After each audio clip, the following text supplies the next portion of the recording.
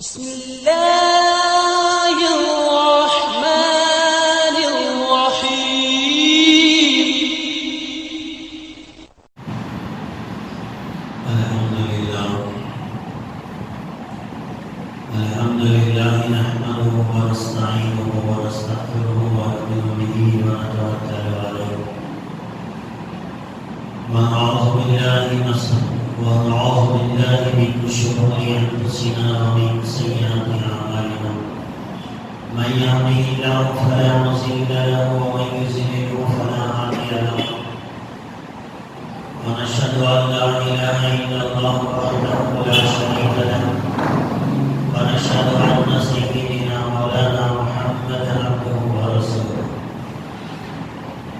قال الله تبارك وتعالى في القرآن المجيد والفرقان الحميد وأعوذ بالله من الشيطان الرجيم بسم الله الرحمن الرحيم وما أمروا إلا ليعبدوا الله مخلصين له الدين صدق الله العلي العظيم. معزز سامعین کرام، محترم بزرگوں، عزیز نوجوان ساتھیوں،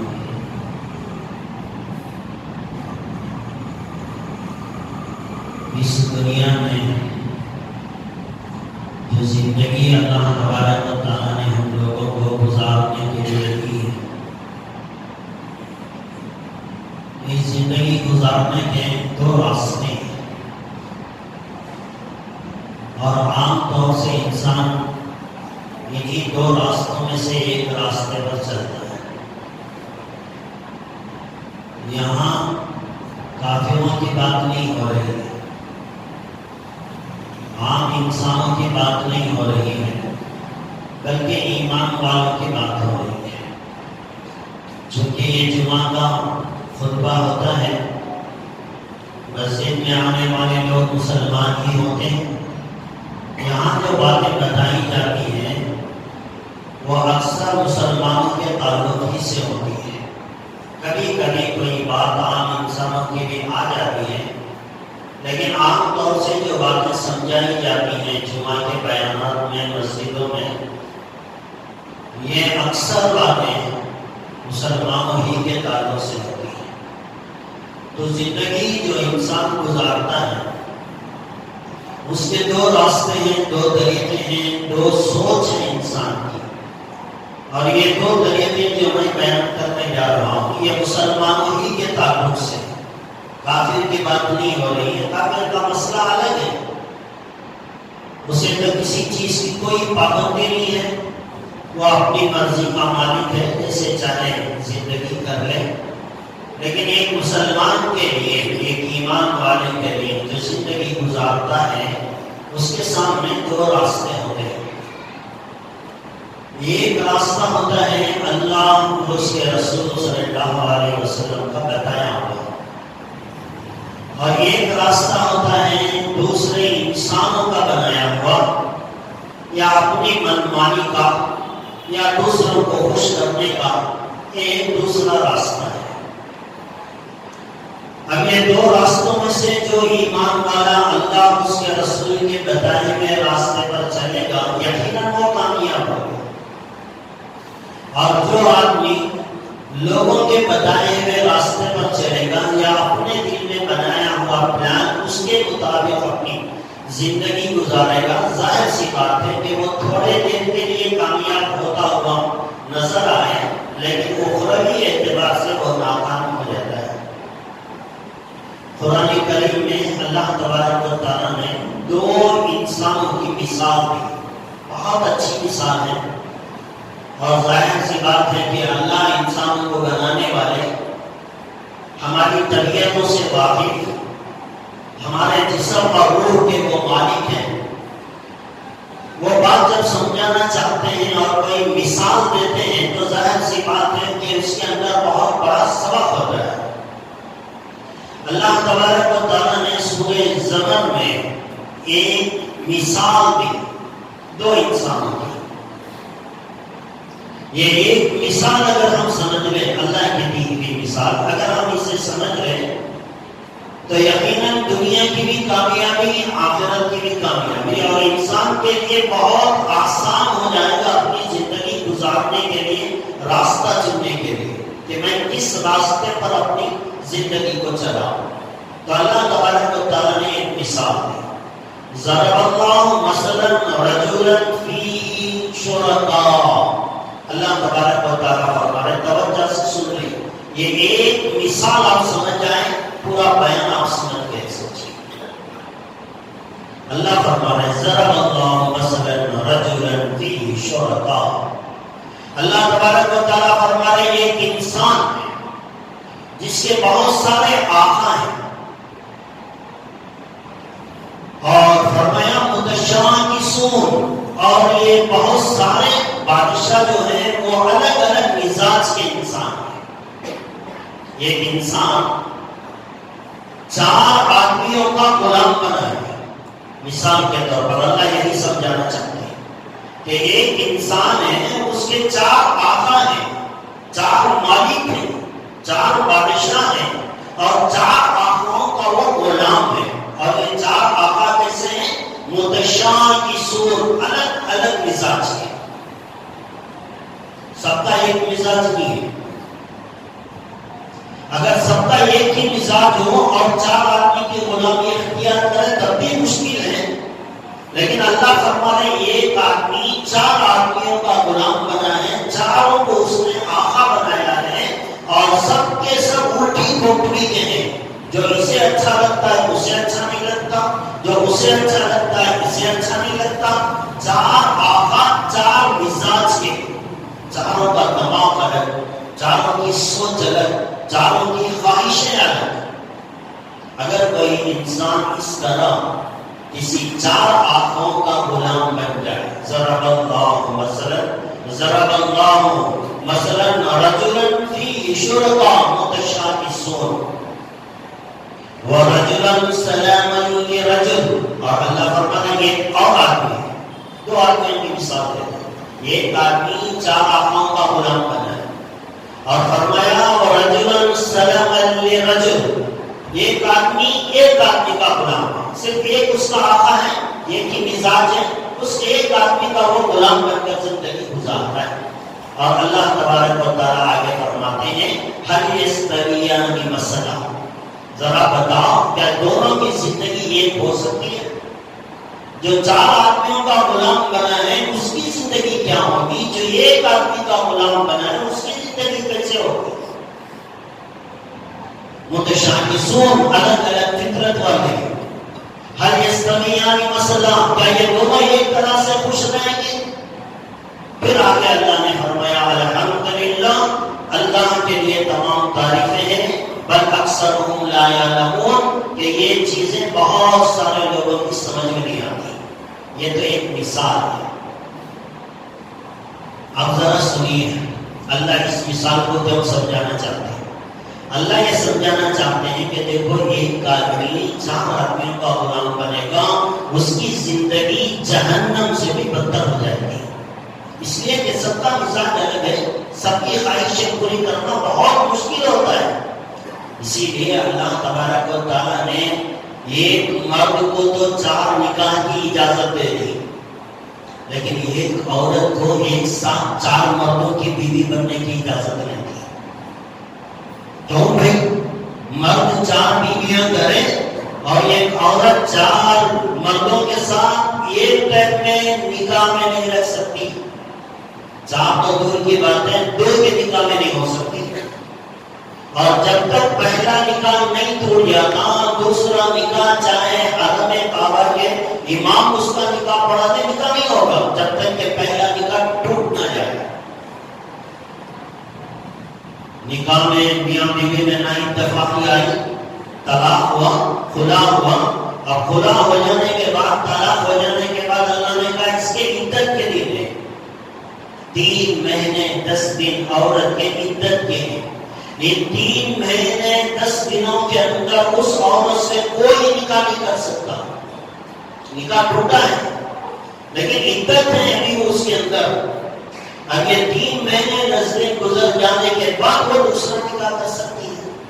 تو اللہ تبارک و تعالیٰ نے 4 مردوں سے نکاح کی بالکل اجازت نہیں دی، 4 تو 4 ہے، 2 کی اجازت نہیں دی، لیکن ایک مرد کو 4 عورتوں سے نکاح کی اجازت دی۔ اس میں مصلحت یہی ہے کہ بھئی دیکھو مرد حاکم ہے، الرجال قوامون علی النساء، اللہ فرماتے ہیں ہم نے مرد کو حاکم بنایا ہے۔ حاکم جو ہوتا ہے اس کے ماتحت میں جتنے لوگ رہیں اسے کوئی فرق نہیں پڑتا۔ ایک باپ ہے 12 بچوں کی پرورش کر لیتا ہے، 12 بچوں کی دیکھ بھال کر لیتا ہے، اس لیے کہ یہ آقا ہے، یہ بڑا ہے، یہ حاکم ہے۔ اپنے 10-12 بچوں کے ساتھ تربیت کرنا، ان کی نگہداری کرنا، ان کے ضروریات کا خیال کرنا حاکم کے لیے تو مشکل نہیں، آسان ہے، لیکن یہ غلام 4 لوگوں کا غلام بن جائے یہ اس کے لیے مشکل ہے۔ اسی لیے اللہ نے کہا کہ بھئی ایک مرد چونکہ یہ حاکم ہے 4 بیویوں کو برداشت کر سکتا ہے، اس کی بھی خواہش پوری کر رہا ہے، اس کی بھی خواہش پوری کر رہا ہے، اس کے کھانے کا انتظام، اس کے گھر کا انتظام، سب چیزیں کر سکتا ہے، لیکن ایک بیوی 4 مردوں کی نکاح میں نہیں آ سکتی۔ ایک ٹائم میں 4 مردوں کی الگ الگ خواہشیں ہوگی، وہ سب کی خواہشیں پوری نہیں کرے گی۔ ایک مرد کہے گا آج تجھے اپنے میکے لے جاؤں گا، دوسرا مرد کہے گا تجھے میکے جانے کی اجازت نہیں، تجھے تو میرے ساتھ رہنا پڑے گا، تیسرا کہے گا مجھے آج شاپنگ میں جانا ہے، میرے ساتھ تجھے چلنا پڑے گا۔ 4 آقا، 4 شوہر، 4 قسم کے آرڈر ایک بیوی کو کریں گے تو ظاہر سی بات ہے اس کا گھر جہنم بن جائے گا۔ تو اسی لیے اللہ تبارک و تعالیٰ نے ایک عورت کو 4 نکاح کی اجازت اس لیے نہیں دی کہ اللہ نے عورت پر رحم کھایا، اس کے ساتھ مہربانی کا معاملہ کیا اور یوں کہا کہ بھئی تو 4 کی غلامی نہیں کر سکتی، ایک کے ماتحت میں رہے گی تو تیری زندگی جنت بن جائے گی۔ اسی لیے اللہ تبارک و تعالیٰ نے جنت کے اندر میں ایک مرد کے لیے تو کئی حوروں کا وعدہ فرمایا۔ ایک مرد ہے عام جنتی، معمولی درجے کا جو جنتی ہوگا، اللہ تبارک و تعالیٰ نے فرمایا کہ بھئی اس کے لیے تو 70 حوریں اللہ دے گی، یہ مرد کے لیے ہے۔ لیکن عورت کے لیے کہیں بھی یہ بات نہیں آئی کہ اللہ تبارک و تعالیٰ جنتی عورت کے لیے ایک سے کئی مردوں کا انتظام کریں گے۔ اللہ تبارک و تعالیٰ نے عورت کے نیچر میں یہ بات نہیں رکھی، اس کی فطرت میں یہ بات نہیں رکھی کہ وہ ایک ساتھ 2 مردوں کے ساتھ زندگی گزارے۔ ہاں البتہ اللہ تبارک و تعالیٰ چاہیں گے عورت کی جو خواہش، جیسی تمنا، جیسی آرزو ہوگی، اللہ تبارک و تعالیٰ جنت میں جو اس کا شوہر ہوگا وہ ساری چیزیں اس کے شوہر کو دے دیں گے۔ یہ مرد نہیں ہے، یہاں تو جنت میں جب جائے گا اس کا شوہر تو وہ جنتی شوہر بنے گا، دل بھی صاف، جسم بھی صاف، پاک صاف، اور طاقت بھی وہ جنتیوں کی طاقت ہوگی، یہ دنیا کی طاقت نہیں ہوگی۔ تو ایک عورت جیسا چاہے گی اللہ تبارک و تعالیٰ اس کے شوہر کو اس کی خواہش کے مطابق ڈھال دیں گے، لیکن 1 سے 2 مرد اللہ تبارک و تعالیٰ اسے نہیں دیں گے۔ خوبصورتی جیسے وہ چاہے گی، ایک تو جنت کی خوبصورتی دیں گے اللہ، اور اگر کسی دوسرے شکل کی وجہ تو اسی کے شوہر کو دوسری شکل والا بنا دیں گے۔ تو اللہ تبارک و تعالیٰ جو نظام عورت کے لیے رکھا وہی نظام اللہ تبارک و تعالیٰ نے جنت میں بھی رکھا ہے۔ یہ عورتوں کے نکاح کی مثال، یہ جنت میں حوروں کی مثال، اور جو مثال اللہ تبارک و تعالیٰ قرآن کریم میں دے رہے ہیں کہ ایک آدمی 4 آدمیوں کا غلام بنے اس کی زندگی، اور ایک آدمی کا غلام بنے اس کی زندگی، یہ دونوں زندگیاں ایک نہیں ہو سکتے۔ جس نے 4 خدا بنا لیے، جس نے 4 آقاؤں کو خوش کرنے کی نیت کر لی، جس نے 4 آقاؤں کی غلامی اختیار کر لی، اس کی زندگی جہنم ہو جائے گی۔ اور جو ایک کی غلامی کرے گا، ایک کے اشارے پر چلے گا، ایک کو راضی کرنے کی کوشش کرے گا، اللہ تبارک و تعالیٰ اس کی زندگی میں سکون و اطمینان دیں گے۔ اتنی بات اگر آپ سمجھ گئے تو اب ذرا میں آج اپنے سوچ کے بارے میں کہوں کہ آج انسان کی سوچ کیا ہے۔ جب بھی کوئی کام کرتا ہے، جب بھی دنیا کا ہو دین کا ہو کوئی بھی کام جب انسان کرنے کے لیے جاتا ہے اس کے پاس دو آپشن ہوتے ہیں. ایک آپشن یہ ہوتا ہے کہ بھئی یہ کام میں کروں گا تو اللہ کیا کرے گا, اللہ پسند کرے گا نہ پسند کرے گا, اللہ خوش ہوں گے یا اللہ ناراض ہوں گے. ایک اللہ کی ناراضگی اور خوشی کا خیال اس کے ذہن میں آئے گا ایک انسان. ایک دوسرا انسان ہے کوئی بھی کام کرنے کے لیے جاتا ہے اس کے ذہن میں بات آتی ہے کہ یہ کام کروں گا تو لوگ کیا کہیں گے, لوگوں کو خوش کرنے کا جذبہ. اللہ جو فرما رہا ہے نا, چار آدمی ایک آدمی چار آقاؤں کا غلام بن جائے جیسے اس کی زندگی جہنم بن جاتی ہے, ایسے ہی اگر کوئی آدمی کوئی بھی کام کرنے کے وقت یہ سوچتا ہے کہ لوگ کیا کہیں گے. ایک آدمی سوچتا ہے اللہ کیا کہے گا, دو سوچ الگ الگ ہو گئی. جو آدمی اللہ کی سوچ اور اللہ کو خوش کرنے کی نیت کر کے کام کرے گا اللہ تبارک و تعالیٰ اسے کامیاب دیں گے. یہ ایک آقا کا ایک غلام ہے. اور جو آدمی لوگوں کو خوش کرنے کے بارے میں سوچتا ہے, ہماری عادت یہی ہے جب بھی کوئی مسئلہ آتا ہے آدمی سوچتا ہے لوگ کیا کہیں گے, گاڑی رکھوں گا فرینڈس کیا بولیں گے, بیوی کو کیا جواب دوں گا, فلانی تجارت چھوڑ دوں گا جو کہ ناجائز اور حرام ہے تو میرے سوسائٹی میں لوگ میرا مذاق اڑائیں گے, اور فلانا کام کروں گا تو میرے رشتے دار ناراض ہو جائیں گے, اور یہ میرے کپڑے ٹخنوں سے اوپر میری ذات چڑھ جائے گی, لوگ تو میرا مذاق اڑائیں گے.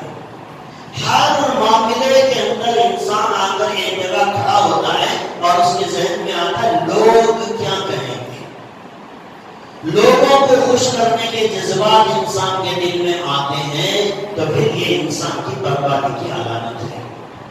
حضرت امیر معاویہ رضی اللہ تعالیٰ عنہ, حضرت عائشہ صدیقہ رضی اللہ تعالیٰ نے ایک خط لکھا. امیر معاویہ رضی اللہ تعالیٰ کی عمر بہت بڑی, لیکن حضرت عائشہ صدیقہ رضی اللہ تعالیٰ کی عمر بہت چھوٹی ان کے مقابلے میں. لیکن یہ امہات المومنین ہے, سارے مسلمانوں کی ماں ہے, اور حضرت عائشہ صدیقہ رضی اللہ تعالیٰ عنہ حضور صلی اللہ علیہ وسلم کی صحبت میں زندگی گزاری ہے. تو حضرت امیر معاویہ رضی اللہ تعالیٰ نے یہ خط لکھا حضرت عائشہ کے نام. اس کے اندر لکھا السلام علیکم یا امہات المومنین, اے میری ماں تمہارے لیے سلام ہے, آپ میرے لیے کوئی نصیحت کریں. امیر معاویہ نصیحت مانگ رہے حضرت عائشہ سے, آپ میرے لیے کوئی نصیحت کریں, اور وہ نصیحت بالکل چھوٹی ہو, زیادہ لمبی چوڑی تقریر نہ ہو, بہت مختصر ہو, جس کے اوپر میں عمل کروں کامیاب ہو جاؤں. تو حضرت عائشہ صدیقہ رضی اللہ تعالیٰ عنہ نے ایک نصیحت کی امیر معاویہ کو. ظاہر سی بات ہے حضرت عائشہ صدیقہ اپنی طور سے تو وہ بات نہیں کہی ہوں گی, وہ حضور پاک علیہ السلام سے سنی ہوں گی, انہی کی صحبت انہی کی تربیت میں رہی ہے, تو انہی کی بات انہوں نے نصیحت کے طور پر لکھی ہوگی. تو حضرت معاویہ کو حضرت عائشہ صدیقہ رضی اللہ تعالیٰ عنہ نے ایک نصیحت کی. وہ نصیحت کیا تھی؟ انہوں نے لکھا کہ اے امیر معاویہ, دیکھو کوئی بھی انسان کوئی کام لوگوں کو خوش کرنے کی نیت سے کرتا ہے. توجہ سے سن لیں, حضرت عائشہ کی نصیحت ہے امیر معاویہ کو, فرما رہی ہیں کہ کوئی بھی انسان کوئی بھی کام لوگوں کو خوش کرنے کی نیت سے کرتا ہے تو اللہ اسے لوگوں کے حوالے کر دیتے ہیں, اور کبھی بھی لوگ اس سے راضی نہیں ہوتے.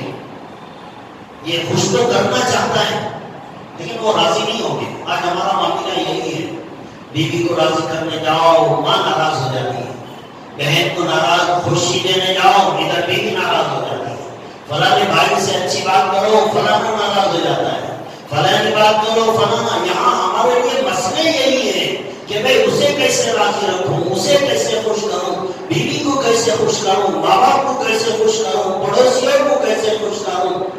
یہ مسئلہ انسان کی زندگی میں, انسان چاہے صبح سے لے کر شام تک ہر کام میں شادی کا مسئلہ آیا، آدمی سوچتا ہے اگر میں سنت کے موافق کروں گا لوگ کیا کہیں گے، لوگوں کو کیا جواب دوں گا، میری سوسائٹی میں میری ویلیو کیا رہے گی، میرا اسٹیٹس کیا باقی رہے گا، وہ تو چلا جائے گا۔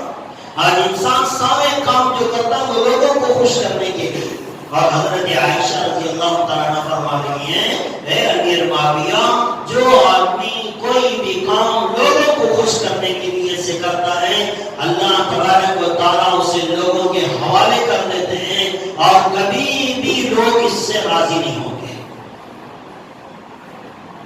راضی نہیں ہو سکتے۔ کتنوں کو راضی کرو گے؟ لوگوں نے داڑھی منڈا دی کہ لوگ کیا کہیں گے، کیا داڑھی منڈانے والوں سے لوگ سب کے سب راضی ہو گئے، خوش ہو گئے؟ کیا ان کی عزت بڑھ گئی؟ آپ جتنا لوگوں کو خوش کرنے کی فکر کریں گے، یہ لوگ اتنا ہی آپ کو ناراض کرتے چلے جائیں گے۔ اور حضرت عائشہ رضی اللہ تعالیٰ نے دوسری بات کی کہ اگر کوئی آدمی کوئی بھی کام کرنے سے پہلے اللہ کو راضی کرنے کے لیے کر لیتا ہے تو اللہ تبارک و تعالیٰ اس سے راضی بھی ہوتے ہیں، اور سارے انسانوں کے دلوں میں اس کی محبت بھی ڈالتے ہیں۔ دو راستے ہیں، یا تو ہم لوگوں کو خوش کریں یا پھر ہم اللہ کو خوش کریں۔ لوگوں کو خوش کریں گے تو لوگ کبھی ہمارے سے خوش نہیں ہوں گے، چھوڑ دو لوگوں کو، جس کے دل میں جو آتا ہے وہ بولنے دو، ہماری فقیری پر کوئی ہنسنے دو۔ ہم نے حلال تجارت اختیار کی، حرام کو ٹھوکر مارنی، لوگ تانے دے رہے ہیں کتنا اچھا دھندا تھا چھوڑ دیا، فٹ پاتھ پہ آ گیا، لوگوں کو کیا ہے؟ ہماری زندگی کا مقصد صرف اللہ کو راضی کرنا ہے۔ فلانا معاملہ آیا، لوگ کیا کہیں گے، خاندان والے کیا کہیں گے، پڑوس کیا کہیں گے، میرے بزنس پارٹنر کیا کریں گے، میرے فرینڈ سرکل مجھ سے کیا تانا دیں گے، چھوڑ دو سب کو راضی کرنا۔ ایک اللہ کی رضا، ایک اللہ کی خوشنودی، ایک اللہ کا حکم اپنے سامنے رکھ لو، بس اب اللہ کو راضی کرو، لوگ راضی ہو یا نہ ہو یہ ان کی مرضی، لیکن اللہ کا وعدہ ہے کہ جو اللہ کو راضی کرتا ہے اللہ اس کی محبت سارے انسانوں کے دلوں میں ڈالتے ہیں۔ لوگوں کی پرواہ کرنا چھوڑ دیں، اللہ کو راضی کرنے کا ارادہ کر لیں۔ حضرت عمر بن عبدالعزیز رحمۃ اللہ علیہ امیر المومنین ہیں، مسلمانوں کے بادشاہ ہیں، 3 بر اعظموں پر ان کی حکومت ہے، 3 بر اعظموں پر۔ جب یہ خلیفہ بنائے گئے، امیر بنائے گئے، ان کے پاس بہت دولت تھی، بڑے مالدار گھرانے کے تھے، لیکن جیسے ہی امیر المومنین وہ بنے، انہوں نے اپنا سارا خزانہ بیت المال میں جمع کیا، اور لوگوں کی خدمت اتنی انصاف پسند تھی، اتنا انصاف پسند تھا، ایسا سکون والا ماحول عمر بن عبدالعزیز رحمۃ اللہ علیہ کے زمانے میں تھا کہ لوگ زکوٰۃ کا پیسہ لے کر نکلتے تھے بازاروں میں، لیکن زکوٰۃ لینے والا نظر نہیں آتا تھا، اتنی برکت تھی اللہ کی طرف سے۔ عدل و انصاف کا معاملہ، بڑے مالدار گھرانے تھے، اور ان کی بیوی جو تھی ان کا نام فاطمہ ہے، یہ شہزادی تھی، ان کا باپ بادشاہ، 4 بھائی ان کے گزرے، چاروں کے چاروں بادشاہ، 4 بھائیوں کی طرف سے بھی شہزادی، باپ چونکہ بادشاہ تھا تو ان کے طرف سے بھی شہزادی، اب چونکہ شوہر بھی بادشاہ بنے تو 5 نسبتوں کے تعلق سے وہ شہزادی تھی، حضرت فاطمہ عمر بن عبدالعزیز رحمۃ اللہ علیہ کی بیوی۔ لیکن انہوں نے جیسے ہی خلافت کی باغڈور سنبھالی، اپنا سب کچھ مسلمانوں کے لیے لوٹا دیا، اور اپنی حالت یہ بنائی۔ آپ نے تو سنا، کئی مرتبہ آپ نے سنا ہے، لیکن بات ذرا سوٹ ہوتی ہے اس بات پہ۔ اس کے لیے میں عرض کرتا ہوں، حضرت عمر بن عبدالعزیز رحمۃ اللہ علیہ ایک مرتبہ گھر میں تشریف لائے، ان کے گھر میں کھانے کے لیے کچھ نہیں تھا۔ جیسے ہی گھر کے اندر داخل ہوئے، ان کی جو بیٹیاں تھیں انہوں نے اپنے منہ پر کپڑا ڈال دیا، اور کپڑا ڈال کر منہ چھپا کر بات کرنے لگے حضرت عمر بن عبدالعزیز رحمۃ اللہ علیہ نے اپنی بیوی فاطمہ سے پوچھا کیا بات ہے آج بچے بات کرتے ہوئے بڑا شرما رہے ہیں، منہ پہ کپڑا ڈال کر بات کر رہے ہیں، منہ کے اوپر ہاتھ رکھے، کیا بات ہے؟ تو بیوی نے کہا کہ گھر کے اندر کوئی چیز کھانے کی نہیں تھی، تو چونکہ گھر میں صرف کچی پیاز تھی، اب ان بچیوں نے اپنے بھوک کو مٹانے کے لیے اس کچی پیاز کو کھایا، منہ سے بدبو آ رہی ہے۔ اب چونکہ آپ کے سامنے بات کریں گے تو آپ کو برا لگے گا، اس لیے انہوں نے اپنے منہ پہ کپڑا رکھا ہے۔ وقت کا خلیفہ ہے، مسلمانوں کا امیر ہے، 3 بر اعظموں پہ جس کی حکومت چلتی ہے، گھر کا عالم یہ ہے کہ گھر میں کھانے کے لیے کوئی چیز نہیں ہے۔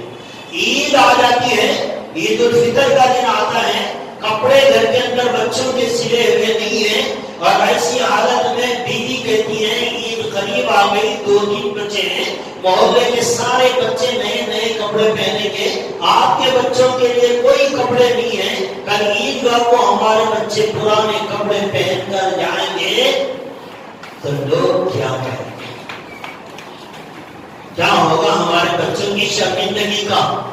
آج انسان اسٹیٹس چاہتا ہے، حرام کی دولت آ جائے، اسے کوئی پرواہ نہیں ہے اللہ راضی ہو رہا ہے یا ناراض ہو رہا ہے، وہ تو لوگوں میں اپنا ایک وقار بنانا چاہتا ہے، وہ اپنے اسٹیج سے کم ہونا نہیں چاہتا، چاہے وہ حرام کا طریقہ ہو چاہے حلال کا ہو، لوگوں کو ٹوپی پہنا کرو یا لوگوں کو دھوکہ دے کرو، اسے کوئی پرواہ نہیں، کوئی فرق نہیں پڑ رہا۔ عمر بن عبدالعزیز رحمۃ اللہ علیہ کی بیوی نے کہا کہ کپڑے نہیں ہیں، کچھ کپڑوں کا انتظام کر لو۔ عمر بن عبدالعزیز رحمۃ اللہ علیہ نے کہا تم تو جانتی ہو کہ میری تنخواہ اتنی کم ہے جس سے گھر کا گزران چلنا مشکل ہے، اب ایسی حالت میں کپڑوں کا انتظام میں کہاں کر سکتا ہوں؟ بیوی نے ایک مشورہ دیا، کہا کہ آپ ایک کام کریں، آپ کا جو خزانچی ہے، کیشیئر ہے بیت المال کا، جس سے آپ کو تنخواہ ملتی ہے، آپ اسے بلائیں، بات کریں، یا پھر اسے چٹھی لکھیں اور اسے کہیں کہ میاں بھائی 1 مہینے کی تنخواہ ایڈوانس میں پے کر دو، 1 مہینے کی تنخواہ ایڈوانس میں دے دو، آئندہ مہینے کی تنخواہ کاٹ لینا، لیکن اب چونکہ عید آ رہی ہے، یہاں کپڑوں کا مسئلہ ہے، بچوں کو پہنانا ہے، کھلانا ہے۔ تو بیوی کی بات سنی اور کہا ہاں تمہارا مشورہ اچھا ہے، ٹھیک ہے میں اس سے بات کرتا ہوں۔ یا تو انہوں نے خود اسے بلایا، خزانچی کو جو کیشیئر تھا، بیت المال کا نگران تھا، اسے بلا کر کہا کہ دیکھو میاں یہ کل عید آ رہی ہے، بچوں کے لیے کچھ کپڑوں کا انتظام کرنا ہے، میری تنخواہ سے یہ پوری نہیں ہو رہی، ایک کام کیجیے آپ مجھے 1 تنخواہ ایڈوانس میں دے دیجیے۔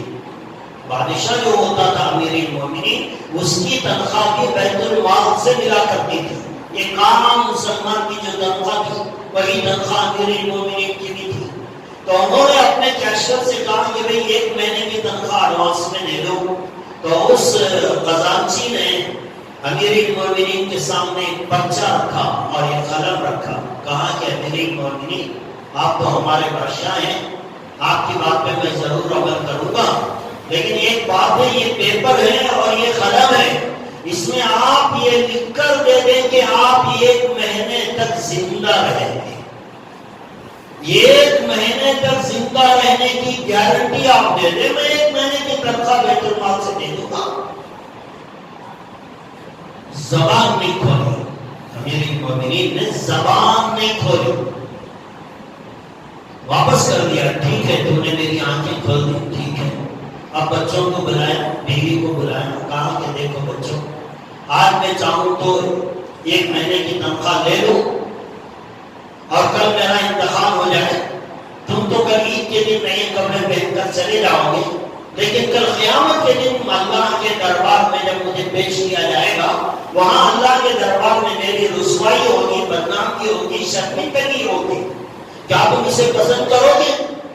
امیر المومنین عمر بن عبدالعزیز رحمۃ اللہ علیہ کی اولاد نے کہا ہے باجان، جس حالت میں اللہ نے ہمیں رکھا ہے اور جس کپڑوں میں اللہ نے ہمیں رکھا ہے، انہی پرانے کپڑوں کے ساتھ ہم عید کر لیں گے، لیکن کل قیامت کے دن آپ کی شرمندگی ہم برداشت نہیں کر سکتے۔ 2 چیزیں آئی نا یہاں، ایک یا تو اللہ کو راضی کرو یا پھر لوگوں کے سامنے لوگوں کی واہ اختیار کرو، یا تو لوگوں کو خوش کرو یا پھر اللہ کو راضی اور خوش کرو۔ یہی عمر بن عبدالعزیز رحمۃ اللہ علیہ کا انتقال کا وقت ہے، انتقال کا وقت آیا عمر بن عبدالعزیز رحمۃ اللہ علیہ کا۔ بہت زیادہ بیمار ہو گئے۔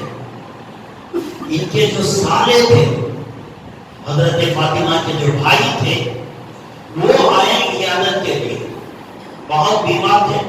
آئے تو دیکھا، اب جب بات کی بھی اپنی بہن سے، بہن بھی کی طبیعت کے بارے میں بات کرنے کے بعد جب واپس جانے لگے تو اپنی بہن کو بلایا اور بلا کر کہا کہ دیکھو تم شرم نہیں آتی، یہ امیر المومنین ہیں، بادشاہ ہیں ہمارے، اور ان کے کپڑے دیکھ رہی ہو کس حالت میں ہیں، کتنی جگہ سے یہ کپڑے پھٹے ہوئے ہیں۔ ایک کام کرو، لوگ آتے رہتے ہیں ملنے کے لیے، ایسے کپڑے میں ان کو دیکھیں گے تو لوگ کیا کہیں گے؟ یہی تو مسئلہ آج ہمارا ہے۔ ہر معاملے میں ہم سوچتے ہیں لوگ کیا کہیں گے، اسلامی طریقے کو اپناؤں گا لوگ کیا کہیں گے، مسلمانوں جیسا چہرہ بناؤں گا لوگ کیا کہیں گے، اسلامی لباس پہنوں گا لوگ کیا کہیں گے۔ آج ہمارا مسئلہ یہ ہے، صحابہ کرام تو بڑے بڑے بادشاہوں کے دربار میں اس بات کی پرواہ نہیں کرتے تھے کہ لوگ کیا کہیں گے۔ آپ نے تو سنا حضرت حذیفہ کے ہاتھ سے لقمہ نیچے گر جاتا ہے، بڑے بڑے مالدار بیٹے ہیں، وہ نیچے گرا ہوا لقمہ اٹھا کر کھاتے ہیں، بازو بیٹھا ہوا انسان کہتا ہے آپ یہ کیا کر رہے ہیں، یہ بڑے بڑے مالدار ہیں، تہذیب یافتہ لوگ ہیں، بڑے مہذب ہیں، VIP لوگ ہیں، ان کے سامنے آپ گرا ہوا دانا اٹھا کر کھائیں گے، آپ کو یہ لوگ اخانت سمجھیں گے، لوگ کیا کہیں گے۔ حضرت حذیفہ نے کہا کہ مجھے ان لوگوں کی کوئی پرواہ نہیں ہے، میں تو یہ دیکھ رہا ہوں کہ میرا اللہ اور اس کے رسول کیا کہیں گے۔ عرب لوگوں کے کہنے کی وجہ سے آج ہم نے اپنے آپ کو آدھا کافر بنا لیا ہے، آدھے کافر ہو چکے ہوں، چہرے سے تو دکھتے نہیں ہم مسلمان ہیں، مسجدوں میں تو نظر نہیں آتے، اذان کی آواز ہو رہی ہے، آدمی بازار میں گھوم رہا ہے، یہ تو آدھے پونے کافر ہو چکے آلریڈی ہم۔ کبھی اللہ اور اس کے رسول کیا کہیں گے اس کا تو خیال نہیں آیا، لیکن قدم پہ خیال ہوتا ہے لوگ کیا کہیں گے۔ حضرت حذیفہ نے لوگوں کی پرواہ نہیں کی، زمین پہ گرے ہوئے غذا کے دانے اسے اٹھایا، ہاتھ میں رکھا، کھایا اور کہا میں ان بے وقوفوں کی وجہ سے میرے حبیب کی سنت کو نہیں چھوڑ سکتا۔ ان کی نظر میں لوگوں کی کوئی حیثیت نہیں، اصل میں ہے کیا لوگوں کی حیثیت؟ آج پھول کا ہار ڈالنے والے کل چپل پھینک کر ماریں گے، یہ ہے لوگوں کا خیال۔ کہاں تک خوش کرو گے ان کو؟ کیا ایسے آپ نے نہیں دیکھے کہ بہت سارے لیڈر جب جیتے آئے تو لوگوں نے پھول مالائیں چڑھائی، اور وہی جب کسی غلطی میں مل گیا تو لوگوں نے اسے چپل کی بارش برسائی۔ یہ ہے لوگوں کا حال، صبح میں واہ واہ کرتے ہیں تو شام میں تھو تھو کرتے ہیں۔ کہاں ان کو خوش کرنے کے چکر میں ہم اپنی عاقبت برباد کر رہے ہیں۔ چھوڑ دو ساری دنیا ہمارے بارے میں کیا کہتی ہے، ہمیں کوئی پرواہ نہیں، ہم یہ دیکھیں گے کہ ہمارا اللہ میرے بارے میں کیا کہتا ہے، میں اپنے حبیب کو کیا چہرہ دکھاؤں گا۔ یہ سامنے رکھ کر اپنی زندگی گزارو، لوگوں کے خیالات، لوگوں کو خوش کرنے کے جذبے کو اپنے پاؤں کے نیچے روند ڈالو، اللہ یقیناً دنیا میں بھی عزت دے گی، آخرت میں بھی عزت دے گی۔ اٹھا کے کھایا نیچے گرا ہوا دانا۔ حضرت عمر بن خطاب رضی اللہ تعالیٰ کو جانتے ہیں کیا مقام تھا ان کا، بتانے کی ضرورت نہیں۔ نبی نے فرمایا میرے بعد کوئی نبی ہوتا عمر ہوتے، جن کے نام سے شیطان بھی گلی کاٹ کر نکل جاتا تھا۔ بڑے بڑے سپر پاور طاقتیں ممالک کے اندر حضرت عمر کے نام سے کب کبھی آ جاتی تھی،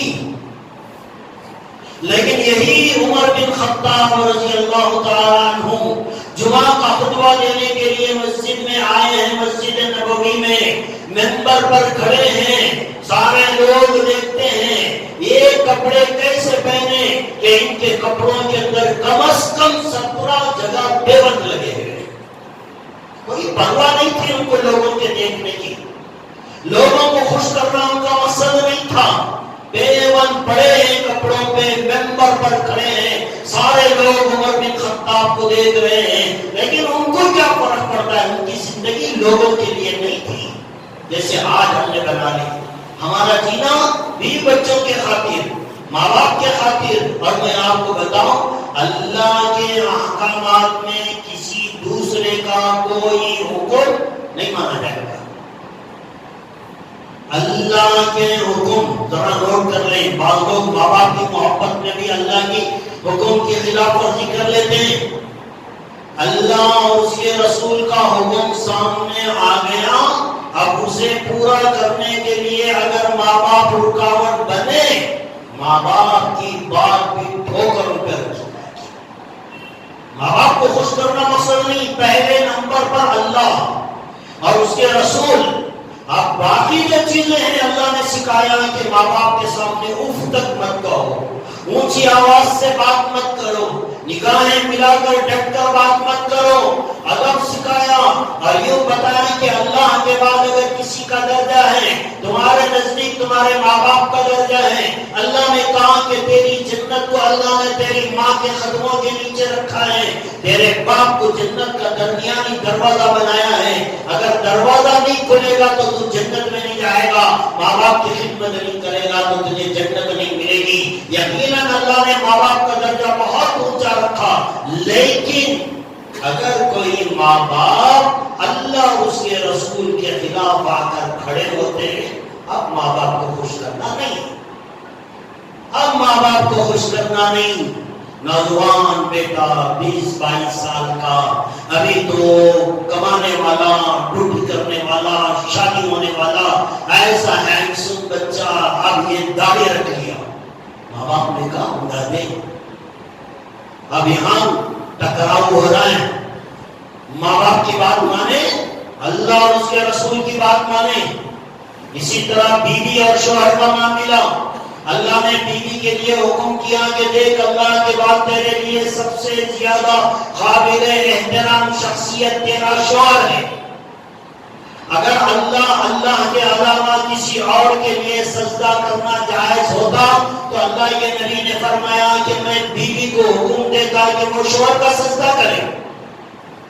بیوی کے لیے شوہر اتنا امپورٹنٹ، بچوں کے لیے ماں باپ اتنے امپورٹنٹ ہیں، لیکن یہ تب تک رہیں گے جب تک یہ اللہ اور اس کے رسول کے خلاف احکامات نہیں دیں گے۔ ماں باپ نے کہا داڑھی اڑاؤ، اب ماں باپ کی بات ٹھوکروں پہ رکھی جائے گی، نہیں سنی جائے گی۔ یہاں ماں باپ کو راضی کرنا نہیں ہے، یہاں تو اللہ کو راضی کرنا ہے۔ یہاں بیوی کو حکم دیا کہ تیرا شوہر تو تیرے لیے ناخدا ہے، لیکن شوہر کہہ رہا ہے کہ میرے ساتھ بازار میں چلو بغیر برقعے کے، مجھے پسند نہیں آتا برقعے میں ساتھ میں لے جانے کو، نکلے بغیر برقعے کے، آدھی آدھی کمر دکھاتے ہوئے، چہرہ کھلا رکھ کر، تمہاری ساری کوہنیاں اور بازو کھلے رکھ کر میرے ساتھ چلنا پڑے گا۔ یہی اللہ اور اس کے رسول جس نے بیوی سے کہا تھا کہ اللہ کے بعد کسی کا درجہ ہے تو شوہر کا ہے، لیکن شوہر اگر اللہ کی نافرمانی کرنا چاہتا ہے اب بیوی کو اجازت ہے کہ اس کے حکم کو اس کے ٹھوکروں پر رکھے۔ شوہر کی کوئی حیثیت نہیں، راضی کرنا ہے ایک اللہ کو۔ سارا خاندان جائے بھاڑ میں، سارے رشتے داری جائے بھاڑ میں، سارے دوست احباب جائے بھاڑ میں، سارا خاندان ناراض ہو جائے، کوئی پرواہ نہیں، اللہ کو راضی کرنا ہے مجھے، یہ زندگی کا مقصد۔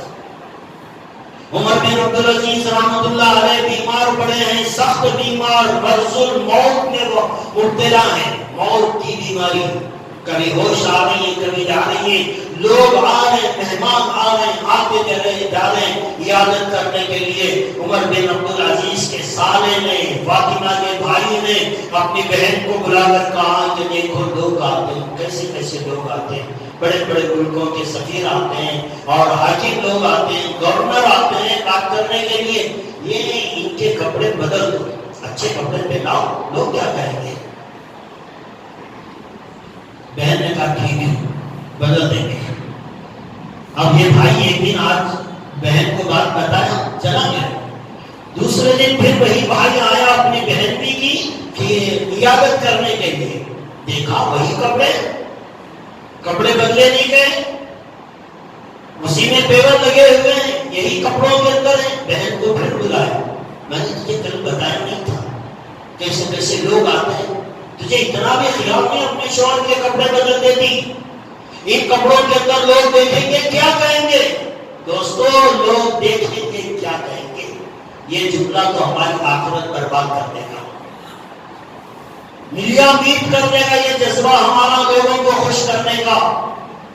بہن سے بھائی نے جب یہ کہا کہ تم مانگتی نہیں کپڑے بدل دے لوگ کیا کہیں گے، بی بی فاطمہ عمر بن عبدالعزیز کی کہنے لگی بھائی جان ضرور بدلا دیتی اگر اس کپڑے کے علاوہ کوئی دوسرا کپڑا ہوتا، اس کپڑے کے علاوہ کوئی دوسرا کپڑا ہوتا تو میں ضرور بدلا دیتی، لیکن میں کیا کروں کہ اس لباس کے علاوہ دوسرا لباس ان کے پاس نہیں. کوئی پرواہ نہیں تھی ان کو لوگوں کی. آج تو ہم اپنے پاس کو خوش کرنے کی فکر میں آخرت برباد، اپنے ماں باپ کو خوش کرنے کی فکر میں اپنی آخرت برباد، عورتیں اپنے شوہر کو خوش کرنے کے چکر میں اپنی آخرت برباد. کچھ لوگ اپنے خاندان، سوسائٹی، فرینڈس اور لوگ کیا کہیں گے، لوگ کیا کہیں گے، یہ لوگ کیا کہیں گے. دوستو ان کو چھوڑیے، ان کا کوئی بھروسہ نہیں ہے، ان کی بات اٹھا کے پیچھے ڈالیے، اللہ اور اس کے رسول کے احکامات کو سامنے رکھیے. ایک صحابی کا واقعہ آپ نے سنا ہے، جب وہ ایمان لے آئے ان کی ماں آئی، حضرت سعد رضی اللہ تعالیٰ عنہ صحابی، ان کی ماں بلائے بیٹا میں نے سنا ہے تو یہ محمد کا دین قبول کر لیا. بیٹے نے کہا ہاں امی جان میں نے قبول کر لیا. بہت سمجھائی ماں نے اپنے بیٹے کو، بیٹا دیکھ چھوڑ دے، یہ ہمارے باپ دادا کا لایا ہوا دین نہیں، یہ کون سا نیا دین ہے، اسے چھوڑ دے، ہمارے پرانے دین پہ آ جا. ماں سمجھائی بیٹا نہیں سمجھا. آخر میں ماں نے ایک شرط رکھی بچے کے سامنے اور یوں کہا کہ بیٹا دیکھ جب تک تو یہ محمد کا دین صلی اللہ علیہ وسلم نہیں چھوڑے گا میں کھانا نہیں کھاؤں گی، بھوک ہڑتال ہے میری. اب زمانے وہ اہل عرب کے لوگوں کی زبان ہوتی تھی، برتن کی لکیر ہوتی تھی، وہ آج کی طرح نہیں تھے. کھانا پینا چھوڑ دیا، ماں کمزور سے کمزور ہوتی چلی گئی، وہ کھانا نہیں کھا رہی، یہ دین نہیں چھوڑ سکتی. ماں کا درجہ بلا ہے. ماں نے بچے کو بلایا، کہا بیٹا میں نے سنا ہے کہ تمہارے دین میں ماں کی بڑی قدر ہے، تیرے نبی تو بڑا کہتے ہیں کہ ماں تو جنت ہے، ماں کے قدموں کے نیچے جنت ہے، ماں باپ کی بات ماننی چاہیے. تو بیٹے نے کہا ہاں صحیح سنا ہے، میرے نبی نے یہی کہا ہے کہ ماں باپ بڑا اونچا مقام رکھتے ہیں، اللہ کے بعد انہیں کا درجہ ہے، ان کے قدموں کے نیچے اللہ نے جنت رکھی ہے. لیکن بیٹا میں تیری ماں ہوں، تیرے سامنے میں مر رہی ہوں، 3 دن گزر گئے، میں نے حلق سے ایک قطرہ پانی نہیں نکالا، نہیں ڈالا اندر میں، اور میری حالت موت کے سے قریب ہو رہی ہے، اور تو کہتا ہے کہ تیرے نبی کہتے ہیں ماں کا بڑا درجہ ہے، بڑا ادب کرنا ہے، لیکن میں تو دیکھ رہی تو کوئی ادب نہیں، تیری ماں تیرے سامنے مر رہی ہے، تجھے اس کی کوئی پرواہ نہیں. تو صحابی رسول نے اپنی ماں کو سمجھایا، امی جان یقیناً آپ کا درد میرے دل کے اندر ہے، آپ کی تکلیف کو میں محسوس کرتا ہوں، آپ کی محبت میرے دل میں بہت زیادہ ہے، لیکن میں کیا کروں کہ تمہاری محبت سے زیادہ مجھے اللہ اور اس کے رسول سے محبت ہے، تمہاری محبت سے زیادہ مجھے اللہ اور اس کے رسول سے محبت ہے. میں تمہیں یہاں مرتا ہوا دیکھ تو سکتا ہوں لیکن نبی کا دین چھوڑ نہیں سکتا. یہ ہونا چاہیے. آج ماں باپ تو چھوڑیے، کام کو نہیں آنے والا آدمی، بازار سے جانے والا آدمی اپنا اسٹائل چینج کرتا ہے، کیا بھی اپنا دیکھے تو اچھا سمجھ، لوگوں کو خوش کرنے کی جذبے. ارے میں خوش ہونے والا کیا دے دے گا تمہیں؟ کس لیے تم لوگوں کو خوش کرنے کے چکر میں پڑے ہو؟ اللہ کو کہتا ہے ماں باپ کو بھی چھوڑو، پہلے نمبر پر میرا حق ہے، اللہ کے رسول کا، اس کے بعد سارے رشتہ داریاں، سارے احکامات، ساری چیزیں. آج بہت سارے لوگ سوال کرتے ہیں عورتیں بھی، ان کے شوہر ظالم ہوتے ہیں، دین پہ چلنے نہیں دیتے، پردہ کرنے نہیں دیتے، اور ایسے اولاد بھی ہمارے سے سوال کرتے ہیں جو ماں باپ رکاوٹ بنتے ہیں دین پر کھڑے ہونے میں اولاد کے لیے، باقاعدہ انکار کرتے ہیں، صاف کہتے ہیں کہ بھائی داڑھی بڑھا ہے، تجھے یہ سوٹ نہیں کرتی، یہ میرے لائق نہیں ہے۔ یہ کہنا انسان کو کافر بنا دیتا ہے، لیکن ہم کیا کریں؟ سوسائٹی کو خوش کرنے کا چکر ہمارے ذہنوں پر اتنا بھوت بن کر سوار ہوا کہ ہمیں بھولے سے بھی خیال نہیں آتا کہ اللہ اور اس کے رسول کو یہ کچھ کرنا ہے۔ تو دوستو اللہ نے ایک مثال دی نا، وہ شروع میں نے آپ کو بتایا، ضرب اللہ مثلا رجلا فیہ اکثر ان کے بہت سارے شرکاء کا غلام بن جانا بہتر ہے یا ایک کا غلام بننا بہتر ہے؟ حل یستویان مثلا، اللہ پوچھ رہے دونوں کی زندگی کیا برابر ہو سکتی ہے؟ جو ایک کا غلام بنے گا اسے سکون ملے گا۔ اللہ کہتے ہیں دنیا کو جانے دو بھاڑ میں، اور تم سوچو اللہ کی غلامی اختیار کرنا ہے، اللہ کو راضی کرنا ہے۔ ہر معاملے میں اللہ کو راضی کرنے کی سوچوں گا، باقی دنیا میرے بارے میں کیا کہے گی مجھے اس کی کوئی پرواہ نہیں۔ یہ ہے اصل ہماری زندگی کا مسئلہ۔ تو آج ہم میں سے اکثر لوگ لوگوں کو خوش کرنے کے لیے جیتے۔ ایک عجیب بات ہے، جب انسان مرتا ہے نا، موت آتی ہے، سب سے سامنے کون رہتا ہے؟ جو زندگی میں جس کے ساتھ سب سے زیادہ گہرا تعلق تھا، دفنانے میں وہی سب سے آگے رہتا ہے، دوسرے نہیں آتے دفنانے میں۔ جو اس کا گہرا جان سے بھی زیادہ پیارا دوست، وہ سب سے پہلے آتا ہے، اور وہ لوگوں سے مشورہ کرتا ہے کب دفن کرنا ہے، کہاں خبر کا گڑھا کھودنا ہے۔ جب خبر میں اتارنے کا مسئلہ آتا ہے، سب سے پہلے یہ اترتا ہے۔ کسے اتارتا ہے؟ اپنے دوست کو اتارتا ہے۔ زندگی میں اس کے خاطر اس نے اللہ کے احکامات توڑ دیے، اور وہ آج خبر میں کھڑا ہے، وہ اسے اتارتا ہے، سب سے پہلے مٹی وہ ڈالتا ہے۔ تو اللہ دکھا رہے کہ دنیا میں لوگوں کو خوش کرنے کی فکر چھوڑو، یہ تمہارے مرتے ہی تمہارے دفنانے کی فکر کرتے ہیں، ان کو کہاں خوش کر رہے ہو تم؟ خوش کرنا ہی ہے، اللہ کو خوش کرو، وہ تو تمہارے ساتھ مرنے تک رہے گا، موت کے وقت رہے گا، خبر میں تمہارے ساتھ رہے گا، حشر میں اٹھو گے وہ اللہ تمہارے ساتھ رہے گا، جنت میں اللہ تمہارے ساتھ رہے گا۔ اس ایک اللہ کو راضی کرنے کی فکر کرے، باقی دنیا کیا کہے گی اس کی کوئی پرواہ اپنے دل و دماغ میں نہیں۔ دنیا میں سارے رشتہ دار آ گئے، دوست احباب آ گئے، سوسائٹی آ گئی، ساری دنیا آ گئی، ساری دنیا اٹھا کر بازو رکھے، ایک طرف اللہ کی غلامی اختیار کر لے۔ میری زندگی کا مقصد صرف اللہ کو راضی کرنا ہے، میں ہر کام ایسا کروں گا جس سے اللہ خوش ہو جائے، باقی بات اللہ کی مرضی، اللہ خود محبت ڈالیں گے دلوں میں، لوگ راضی ہوں گے، وہ ادب سے پیش آئیں گے، یہ تو اللہ کا وعدہ، وہ تو دکھائیں گے۔ تو دوستو ہماری زندگی لوگوں کو خوش کرنے کے لیے نہیں، اللہ کو راضی اور خوش کرنے کے لیے۔ لہٰذا ارادہ کریں، کوشش کریں کہ میں آج کے بعد میرا ہر کام اللہ کو راضی کرنے کی وجہ سے کروں گا۔ یہ ارادہ کر لیں، انشاءاللہ دنیا میں بھی اللہ عزت دے گی، آخرت میں بھی عزت دے گی۔ اللہ تبارک و تعالیٰ سے دعا ہے اللہ مجھے بھی آپ کو بھی بلکہ ہر ایک مسلمان کو زندگی کے آخری لمحوں تک ہر معاملے میں اللہ کو راضی کرنے کی اللہ ہم سب کو توفیق عطا فرمائے، ہم سب کا خاتمہ ایمان پر فرمائے۔ آمین۔